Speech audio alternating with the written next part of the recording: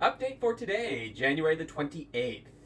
And so today, I start my day in Central Oregon at my parents' house. I woke up and had to do a grocery run to pick up a couple of things that mom needed, and then went and picked mom up, and we hung out with dad at the assisted living place for a while. And it was a very successful day. Um, I mentioned, of course, mom and dad being in difficult headspaces in the last couple of days. Today, we ended up in a much better place. So it was good. Very good. And so definitely happy about that. And, one other thing, I, I find myself, like, have you ever wondered, like, if it wasn't for legal, well, we can't do this because we might get sued type of things, how much more efficient our life and our world would be.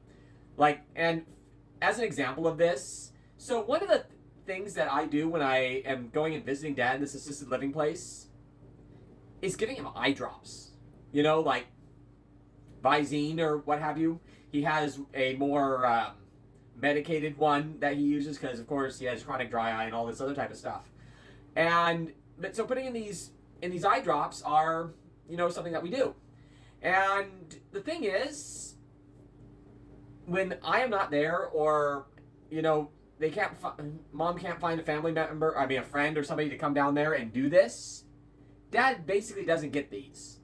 And the reason why, of course, is because something happened to somebody somewhere with a nursing assistant administering eye drops.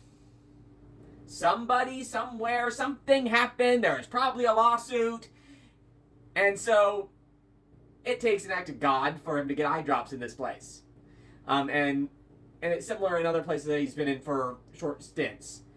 Basically, what happens in a situation like that is, like, for example, he needs them, so he presses the little call button, and the overworked nursing assistant comes in, and she says, oh, eye drops. Well, I can't do those. It has to be the nurse. And so then she will take off, and sometime between 15 minutes and 2 hours later, the nurse comes in, and if dad still remembers that he had asked for eye drops, then he gets eye drops. That's basically just how it goes. And it's not the particular CNA involved, it's not the particular nurse involved, that's just how it works. And from many, well, now multiple decades of being in the workforce, I guarantee this is some kind of somebody somewhere got sued, and so we can't do this. What a hassle.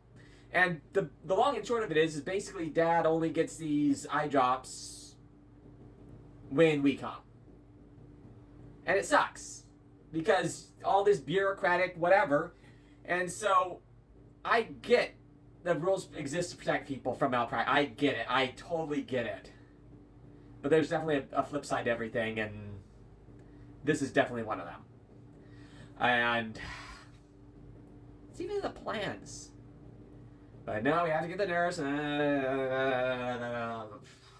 Anyway.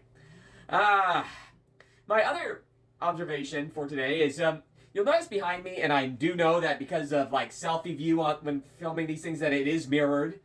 You'll see that I have behind me one of my collection of 3 different clocks that come from actual schools. This particular one actually came from a local high school. My other 2 are just got from other places, but this one comes from a local high school. And but anyway, as I'm filming this, it is 11:19 at night, and you'll see that this wonderful clock says 11:02, and that is because yesterday, while I was working at the store, apparently for about 15 minutes the power went out at my house, and the unfortunate thing about these clocks is that completely analog, and there's no cheat knob behind it, which means if this thing ever gets behind, and all 3 of them work like this, you have to unplug it and then wait until the next day at the right time and plug it back in. And that is because all of these clocks were what they call slave clocks. Please don't ban me for using that word.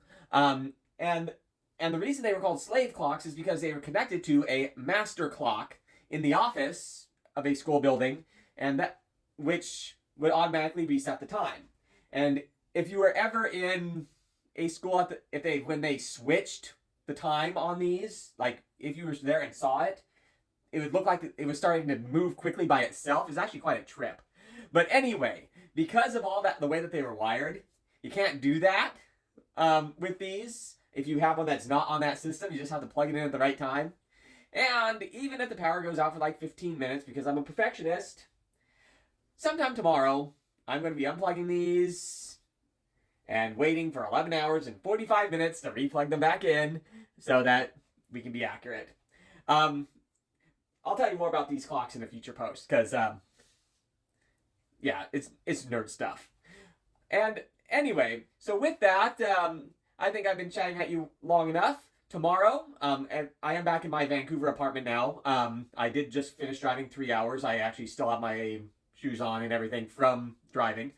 And then I'll be trying to figure out a way to get to bed here pretty darn quickly, because tomorrow I'm going to be hanging out in a 4th grade.